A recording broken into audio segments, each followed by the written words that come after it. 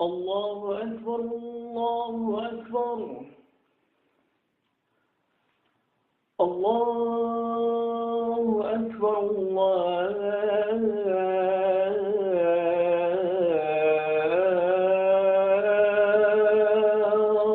أكبر.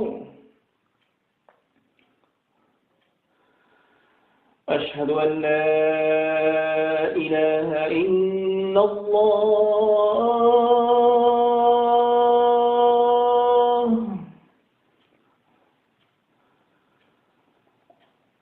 أشهد أن لا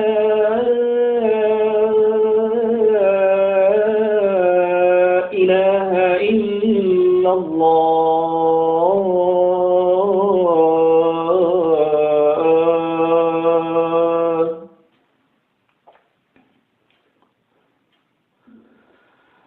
أشهد أن محمدا رسول الله.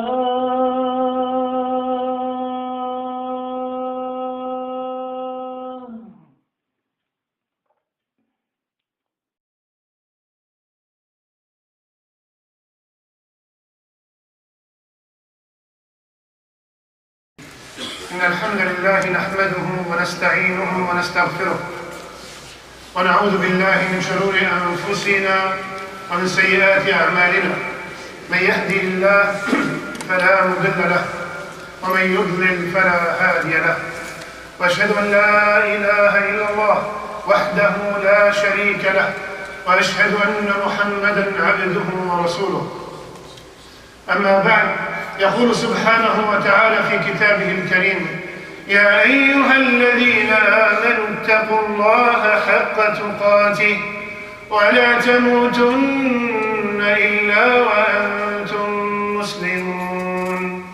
يا أيها الناس اتقوا ربكم الذي خلقكم من نفس واحدة وخلق منها زوجها وبث منهما رجالا كثيرا ونساء واتقوا الله الذي تساءلون به والأرحام إن الله كان عليكم رقيبا.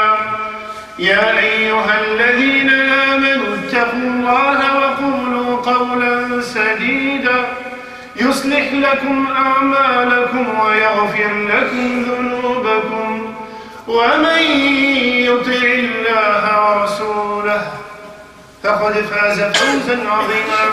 أما بعد، فإن أصدق الحديث كتاب الله وخير الهدي هدي محمد صلى الله عليه وسلم وشر الأمور محدثاتها وكل محدثة بدعة وكل بدعة ضلالة وكل ضلالة في النار. ثم أما بعد. Respected brothers and sisters, I ask Allah subhanahu wa ta'ala who gathered us in this masjid to gather us Yawm al-Qiyamah with Sayyid al-Mursaleen Muhammad sallallahu alayhi wa sallam. Ameen ya Rabbil Alameen. Maslama bin Abd al-Malik rahimahullah, he had many expeditions against the Romans. In one of these expeditions, he faced a city that was surrounded by a major fortress. And the siege of the city took many, many months, which made the Muslims extremely tired.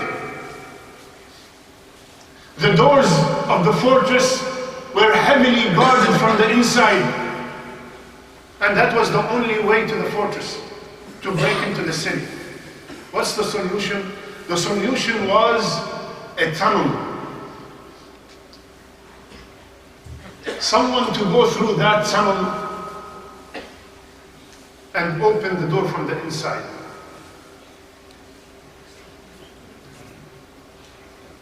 How tight was the tunnel? How many scorpions and snakes in that tunnel? The sewage of the city goes through that tunnel. So Maslama gathered all the soldiers and said, who will go through that tunnel and open the door? It's been a while. No one. Who will go through the tunnel?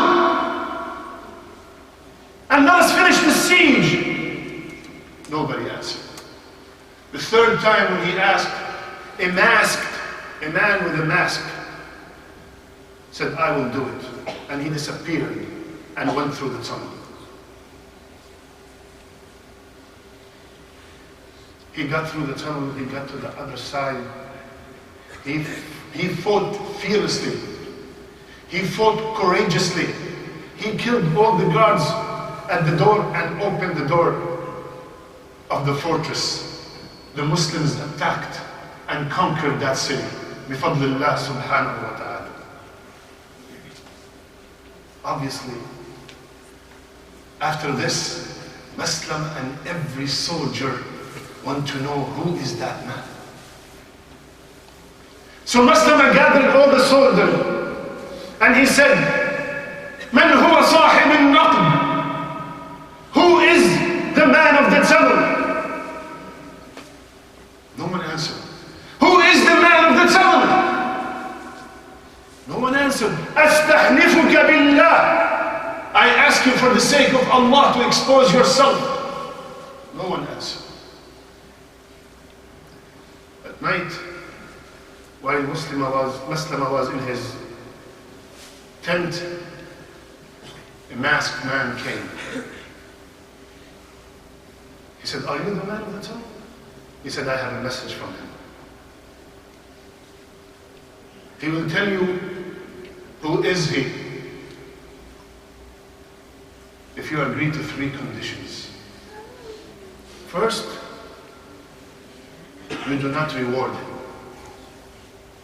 Second, you will not write a recommendation letter to the Khalifa to honor him. Third, you will treat him just like every other soldier. Maslama said, I agree. The man took the mask out of his face for a second or two, and he disappeared back again amongst the soldiers. Maslama said, since that night, no salat goes by except I make the dua, Allahumma hshurni ma sahib al-naqb. Ya Allah, gather me with the man of the tunnel. Allahu Akbar. What kind of ikhlas is this? What kind of sincerity is this? Anyone would be looking for fame, would be looking for praise, would be looking for special treatment. I'm the man, I'm the one.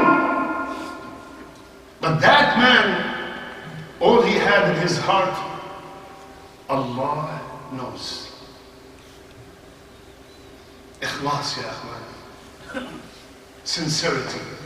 Allah subhanahu wa ta'ala told us in the Quran, وَمَا أُمِرُوا. Allah subhanahu wa ta'ala told us that we are only ordered. He ordered us, وَمَا أُمِرُوا إِلَّا لِيَعْبُدُوا اللَّهَ مُخْلِصِينَ لَهُ الدِّينَ. They were only ordered to worship Allah subhanahu wa ta'ala with complete sincerity.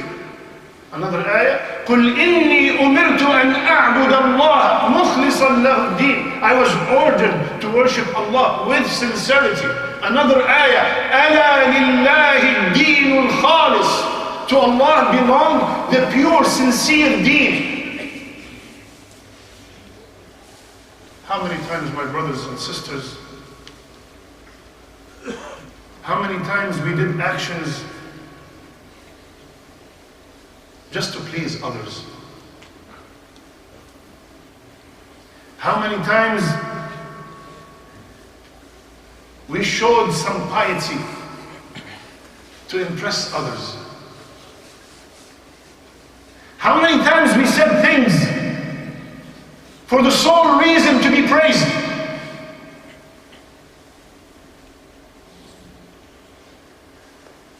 Rasulullah sallallahu alayhi wa sallam, many ahadith about the ikhlas. أسعد الناس بشفاعة من قال لا إله إلا الله خالصا من قلبه أو نفسه. والحديث البخاري. The most deserving person of my intercession on the day of judgment is a person who uttered with La ilaha illallah sincerely from his heart. إن الله حرم على النار من قال لا إله إلا الله يبتغي بذلك وجه الله عز وجل. والحديث أيضا متفق عليه. Rasulullah ﷺ said, the nar will become haram for the person who said La ilaha illallah, and all he wants from that La ilaha illallah is the pleasure of Allah subhanahu wa ta'ala. قال عليه الصلاة والسلام ما قال عبد قط لا إله إلا الله مخلصا إلا فتحت له أبواب السماء حتى تفضي إلى العرش ما اجتنبت الكبائر. الحديث الترمذي.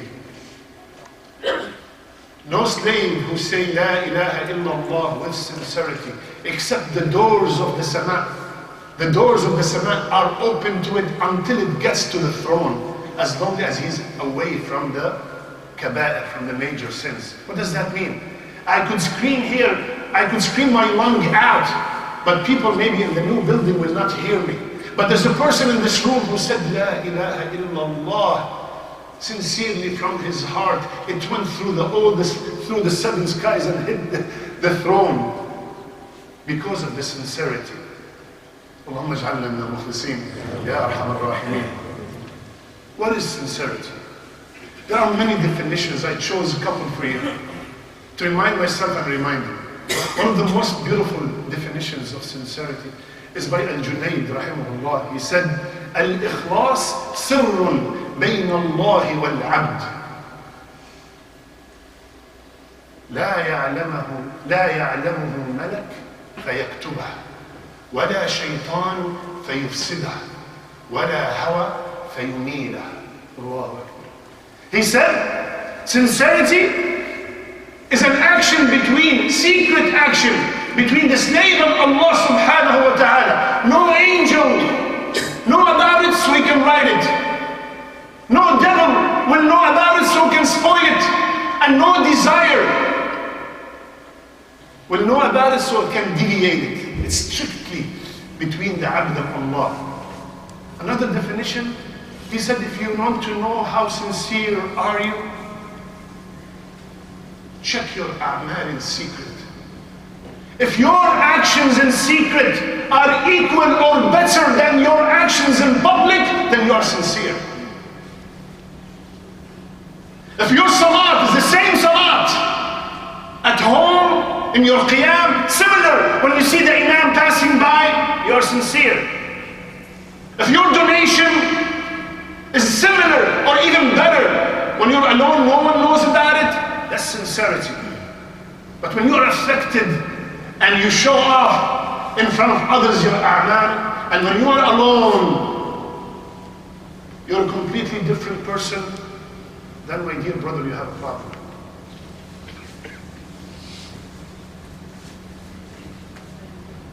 If your amal is 99% to Allah and 1% to please your wife or your husband or your brother or your sister, that amal is gone.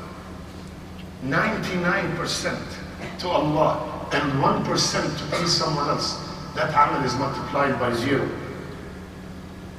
Sometimes, to show you how easy we fall into riyah, we do a lot of good deeds to others, and this happened to probably all of us. We do many good things to others, and then all of a sudden, if that person did not thank me, I get very upset. After all I have done to him, not even a thank you. After all I have done to him, this is what she does to me. We all said that. That amal was not for Allah. That amal that we said that about was not done for the sake of Allah. We gotta do the a'mal for the pleasure of Allah. If I get a thank you, that's a bonus. I'm not looking for the thank you. And don't get me wrong, thanking each other is a sunnah. من لم يشكر الناس لم يشكر الله. Whosoever does not thank people does not thank Allah. But I'm not looking for that thank you. The surah we recited today in the morning. What Allah subhanahu wa ta'ala say? وَيُطْعِمُونَ الطَّعَامَ عَلَى حُبِّهِ مِسْكِينًا وَيَتِيمًا وَأَسِيرًا. And they feed others, whether they are masakin, or they are orphans, or they are captives. إِنَّمَا نُطْعِمُكُمْ لِوَجْهِ اللَّهِ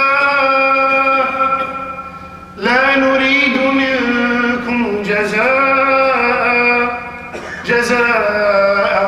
وَلَا شُكُورًا. We feed you only for the sake of Allah. We do not want anything in return, not even a thank you. This amal is sincerely for the sake of Allah. Allahumma ja'alna min al-mukhlisin ya arhamar rahimin. The opposite of ikhlas is riya, showing off. That destroys, demolish our amal. Even if the amal was so sincere as seeking knowledge, when riya enters to it, that amal is gone. قال عليه الصلاة والسلام, if anyone acquires knowledge that was supposed to be only for the sake of Allah, and he acquires it for worldly gain, he will not smell the Jannah. He's seeking knowledge. He's seeking knowledge. But he's not doing it for the sake of Allah, to educate himself, to improve himself, to get closer to Allah. He's just doing it so he can compete with other scholars, to show off in gatherings. Look at me, I know a hadith, I know ayat.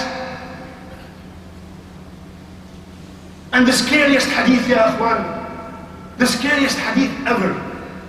Every time it's narrated in many books, but I advise you to read the narration in Tirmidhi. Wallahi, it will make you cry. Every time Abu Hurairah wants to narrate this hadith, the narrator said he started weeping severely, and then we have to wait for him to stop. And then when he started narrating the hadith, again he started weeping and weeping 3 times. What was that hadith? The first people who enter hell, they are not idol worshippers, they are not non-Muslims, they are not munafiqeen. The first 3 people who enter hell are a shaheed, and a alim, and a generous person. Allahu Akbar. Allahumma tahhir qulubana min al-nifaq wa a'malana min al-riya. A shaheed, he fought and he died fi sabilillah. He will be asked, why did you do that? Ya Allah, to make your kalima al-ulya, to make Muslims and Islam on top. He said, you lied. You did that so they could call you courageous, and they did. To hell. Why did you study? Why did you memorize the Quran? Ya Allah, to teach others the deen, to bring them closer to you. No! You did that so they can call you a hafiz, a maulana, a mufti, a alim. That's why you did it. To hell. And they did. Why did you donate so much? Ya Allah, to build masajid, to build hospitals, to build schools. No, you did it so they can call you Jawad, Kareem, generous person. And they did. This is the only reason you did it. Go to hell. Allahu Akbar. Ikhlas. Allahumma ja'alna min al-mukhlisin ya arhamar rahimin. Brothers and sisters, one of the scariest ayat in the Quran is when Allah subhanahu wa ta'ala said, وَقَدِمْنَا إِلَى مَا عَمِلُوا مِنْ عَمَلٍ وَقَدِمْنَا إِلَى مَا عَمِلُوا مِنْ عَمَلٍ فَجَعَلْنَاهُ هَبَاءً مَنْثُورًا. And we came to everything they have done, and it was just like scattered dust. Just because I was trying to please you. Everything's gone. Why should I please a person that's gonna die? You're just like me. Why should I suffer and strive all my life to please others when they're going to forget about me? And the one who multiplies everything, I forget about him. We should please الحي الذي لا يموت. قال الله في الحديث القدسي أنا أغنى الشركاء عن الشرك. I am independent of anybody. I do not need anybody. So whomsoever does a amal who seeks someone else's pleasure, I abandon him with his amal. Leave him for that person. Let that person reward you. Let that person reward you. My brothers and sisters, it's not about the quantity. It's not about the quantity at all. It's about the quality. Allah subhanahu wa ta'ala said, لِيَبْلُوَكُمْ أَيُّكُمْ أَكْثَرُ أَحْسَنُ عَمَلًا. So He will test you who does the best amal, not the one who does the most amal. اللهم اجعل كل أعمالنا خالصة لوجهك. أقول قولي هذا واستغفر الله فاستغفروه إنه هو الغفور الرحيم.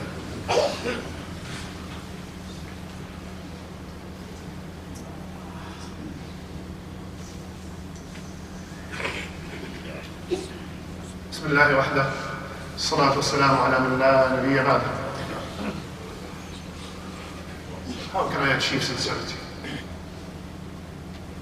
Number one, knowing Allah subhanahu wa ta'ala. معرفة الله subhanahu wa ta'ala. Knowing Allah. Knowing the greatest. Knowing Allah subhanahu wa ta'ala. Knowing that Rasulullah sallallahu alayhi wa sallam told us that there's no four fingers in the heavens except there's an angel making sujood to Allah. And at the day of judgment they would say, Ya Allah, ma abadnaka haqqa ibadatik. There's no four finger space except an angel making sujood to Allah. And on the day of judgment they would say, Ya Allah, we did not worship you the way you deserve to be worshipped. Knowing Allah subhanahu wa ta'ala. Brothers and sisters, the second way to achieve sincerity is a very simple slogan, logo. Let's all memorize it and practice it. Do it and forget it. Do it and forget it. Don't keep reminding yourself about that donation, about that beautiful salat that you did, that beautiful umrah you performed, that guy that you helped, that sister you supported, that orphan you sponsored. Do not remind yourself. Do it and forget it. The minute you start reminding and bragging about it, multiplied by zero, gone. Do it and forget it. Because the minute you did it, it was registered. It was registered. Brothers and sisters, one of the ways to achieve sincerity is remembering the grave. Remembering that hole, that deep, dark hole. And remembering that the only companion you will have with you is that sincere amal. And if I do not have it, I will have an ugly man with me, beating me all day long. But if my amal was sincere, it would light up my grave. When I'm alone, all these people I'm trying to please, all these people I'm trying to show off in front of them, they're not going to help me. I'm alone. My mother, my father, my wife, my kids, that we now die to please them, they're not going to be with me. The only one I should please is the one who's going to be with me. The one I should be concentrating on is the amal that's only sincere to Allah. The people forget. وَمَا كَانَ رَبُّكَ نَسِيًّا. And Allah does not forget. The people forget. You do 99 a'mal, they are all great. And you do one bad amal, they forget about the 99. So why should I please them? Fourth, increase from the hidden a'mal. That will make you and me get to sincerity. Do a lot of the a'mal that no one knows about except Allah. If I look at you right now, I have no clue who's fasting. Fasting. Optional fast. Do not wait till Ramadan. Optional fast. Nobody knows. One of the Salaf, 20 years fasting Monday and Thursday, and his wife did not know. He used to take his lunch with him to work, so his wife would think he's having lunch. And when he comes back, when he goes to the market, he donates it as a sadaqah, and he comes back home and eats with the family. Nobody knew. A man used to wait for his wife to sleep, and she used to pretend to sleep, and when she pretended to sleep, he get up and start praying all night. His wife. A teacher teaching his students, every time he passes by a hadith that made him tear, he starts wiping his eyes and saying, ah, that flu's killing me. That cold is killing me. Qiyam. Nobody knows. You get up in the middle of the night and nobody knows. That 2 rak'ah could be the reason for me and you to enter Jannah. That $5, that $10 that you came to the masjid and you looked left and right and there was nobody there and you put it, wallahi, that feeling is priceless. Priceless. No one knows except Allah, and that's all I care about. That's all I care. That's all that's gonna count. Why would I ruin everything? I'm working very hard to go to Jannah. I'm working very hard to please Allah, and all of a sudden I go on the day of judgment very excited, and then I look and I find nothing, because I was trying just to show off. I have no clue even if this khutbah is sincerely from my heart. But we have to struggle and strive. We have to work very hard to achieve ikhlas. Our ulama told us it's the hardest thing to achieve, but it is achievable. And the minute you think you achieved it, you're not a mukhlis.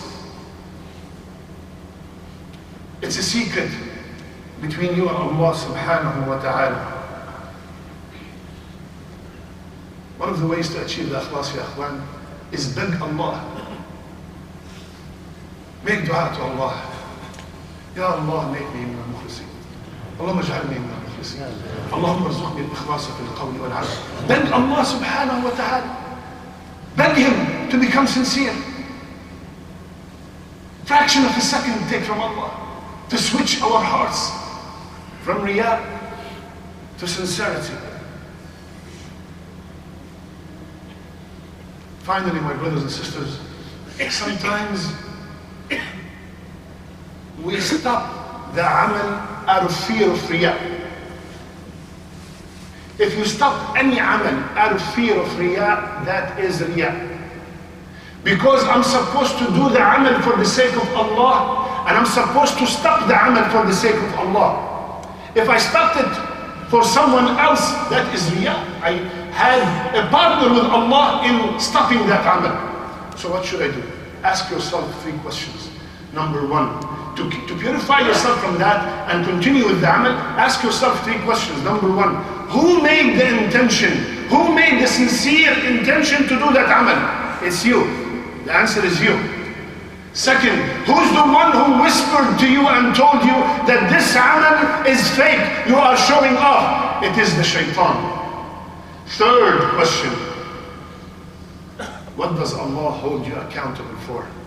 For your intention or for the shaitan whisper? It's for your intention. What does that mean? Go ahead and continue with the amal. If you stop, then you are committing riyā. May Allah subhanahu wa ta'ala make us from the sincere ones. May Allah subhanahu wa ta'ala make all our amal solely for His sake. May Allah subhanahu wa ta'ala accept the little that